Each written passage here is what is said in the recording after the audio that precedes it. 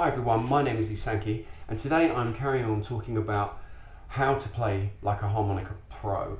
And I'm going to be going over some things in the next few videos which will give you some real exercises and concepts to incorporate into your playing to take it up a level, and to talk about some of the things that professionals are doing which really make a big difference to their playing. So the first video I talked about holding the 5 chord. Today I'm going to be talking about timing. Now, timing is obviously crucial in creating the phrases which makes the great players sound so good. We all use the same notes, but really, what are the things that separate the really great players from everyone else? And it's things like tone and feel, but timing and phrasing is a major factor. So I'm going to go through some exercises today to really illustrate one of the things that pro players do to vary their timing. So when you're practicing scales, the interval between each note should really be linear, so you're building that control. So in, say, first position major scale,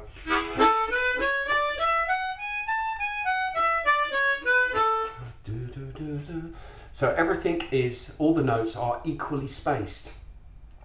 Now if you solo like that, obviously that's going to be really boring. And this is one of the things that sort of blights beginners and intermediate players, is their timing is all very linear, it's all square on the beat, and it's like each note comes in the same predictable way. And what the pros are doing is they're changing the relationship between each note in terms of time. And I just want to go through a couple of ways of illustrating that. So if we start, this is an A harmonica in cross position, we're just going to use 2 notes, but it's a phrase of 3. So it's basically draw 2, draw 3 half step bend, and then back to the 2. Very, very simple, okay? And you're going to play those notes, 2 notes, with the same interval, same space between them. So now, to illustrate what I'm talking about, is if you imagine the start point and the end point are the same, that middle note, which is the draw 3 half step bend, what we're going to do is we're going to change where it is in between. So think of it like a slider. So for instance, instead of going, you go. So in effect, like a rhythm, you're going, yeah? Now, that is at the heart of how players are, especially like people like Little Walter, Kim Wilson, they're moving the relationship between the notes around, as well as having a fantastic tone. But they're all using the same notes, that's the point. So, taking that forward, let's move into third position, and let's do draw 3 half step bend, sorry, full step bend, a tone basically to the, what is the 5 note. Then draw 2, full step bend, and then draw 1. So we've got 3 notes, and what we're going to do is we've changed the space between the first 2. So instead of going equal, now you can hopefully start to see and hear some of the things that licks, familiar licks that you'll hear the pros doing, and that's what they're doing. They're compressing and changing the timing between the notes.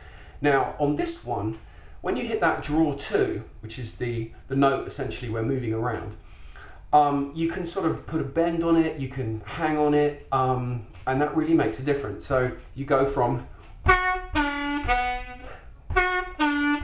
to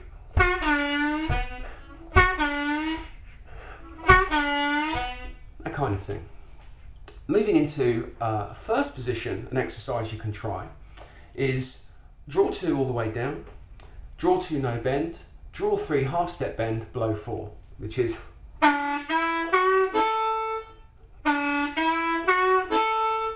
now we've now got 4 notes, so how can we play around with the timing there? So an example would be, instead of going, you go,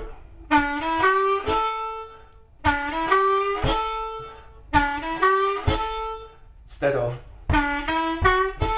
the end point's the same. Now you can be in front of the beat or behind the beat, really get precise. And people with a fantastic sense of time, they really, you know, see and feel time in a different way, in terms of, you know, there's not one place on a beat is a whole thing. And that's a really important sort of concept to try and understand. So once again, you've got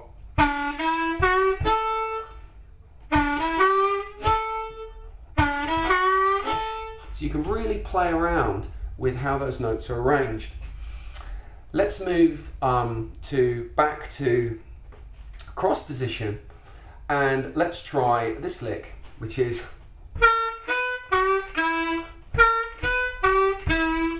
draw 4, half step bend, draw 4, no bend, draw 3, half step bend, draw 2. Now let's compress the time between the first two notes and hang on the third note and then land on the last note. So that's the draw 4, half step bend to the draw 4 quick, hang on the draw 3 and then land on the draw 2. So you go, instead of going, which is kind of a scale type of thing, to now this is a big thing Kim Wilson does, and this whole section here, a great album to listen to that all harp fans probably already know, is Ludella by Jimmy Rogers. And really this is a Kim Wilson record, and one of the most amazing thing about this record is he doesn't repeat himself. And Kim told me that he used a sort of bashed up super reverb on the recording, and it's a phenomenal record. If you don't have it, get it. And his backing, really, he's using very simple notes like we're doing here, but it's what he does with them, and what he's doing is he's changing the timing between them like we are here. So you should be able to hear. So you've got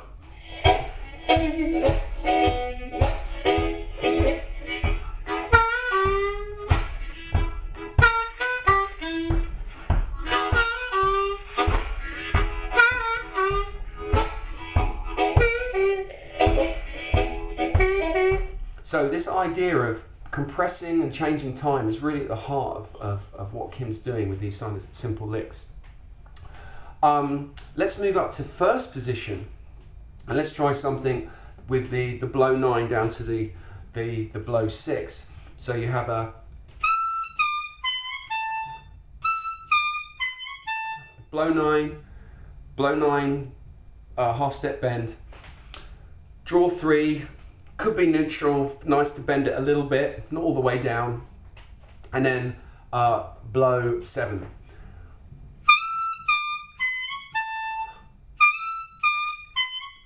Now if we change the timing on those first 3 notes, keep the start and the end the same, but bunch these up, you can have, maybe you imply the last note and even play it, you leave that space. Again, that's a great thing Kim does.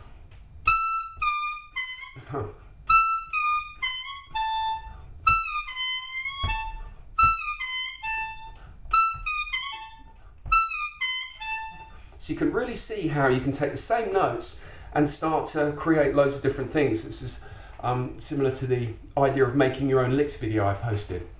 So just to recap, start with 2 notes but a 3-note phrase, and you're essentially moving the timing of that middle note. So we did the draw 2, draw 3 combo, and then change it. So 1, 2, 3 becomes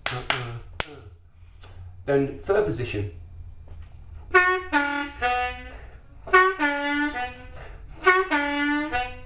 First position.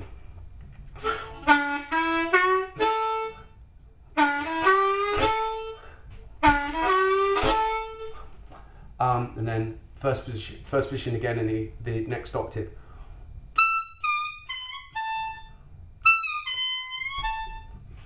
Let's go for one more phrase. Let's do one in third position, and let's try 4 notes again, like a 5-note phrase. Let's do the draw 3, whole step bend, blow 4, draw 4, draw 5, back to the draw 4. So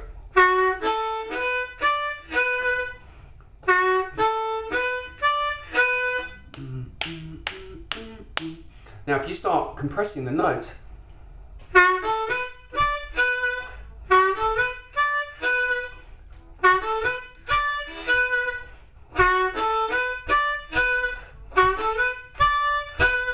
so hopefully that gives you some idea of how you can think of notes in the same space, but the notes in between two endpoints or notes within a phrase can be compressed and elongated, and even how you can have a phrase and then miss notes out and they still sound like they're there.